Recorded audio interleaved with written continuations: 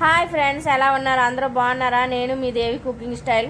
ఇప్పుడైతే మనం కలిపట్లు వేసుకుందాం. కలిపట్లకు కావాల్సిన పదార్థాలు దోసపిండి, అలాగే పెసలు ముందు రోజే నానబెట్టుకోవాలి.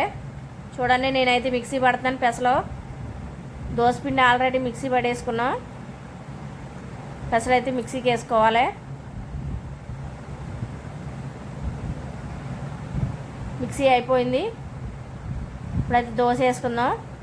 చూడండి, దోసపిండి, పసుపు వేసుకుంటున్నాను, కొద్దిగా సాల్ట్, దోసపిండిలో కూడా సాల్ట్,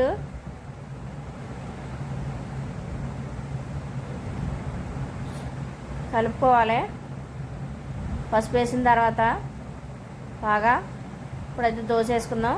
చూడండి ఫ్రెండ్స్, మన కలిపట్టు అయితే ముందు ఒక గరిటె పిండి వేసుకుని దోసపిండి, తర్వాత దాని మీద పెసల పిండి వేసుకోవాలి. వేసుకున్న తర్వాత అది ఇది కలిపి దోశ రుద్దుకోవాలి. రుద్దిన తర్వాత మన కలిపట్టు అవుతుంది. అదే కలిపట్టు. చూడండి, అట్లా వేసుకుంటే మన కలిపట్టు అయితే రెడీ అయిపోయింది. ఆయిల్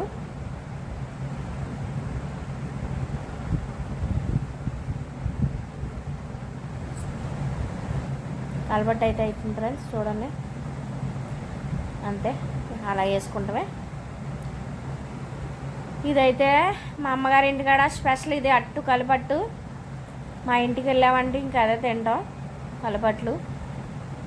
ఇంకెక్కడ చూద్దామన్నా ఎక్కడ కనబడవి. రెడీ అయిపోయింది మన దోశ అయితే. ఈ వీడియో మీకు నచ్చినట్లయితే లైక్ చేయండి, షేర్ చేయండి, కామెంట్ చేయండి. సూపర్ సబ్స్క్రైబ్ చేసుకోండి అబ్బా.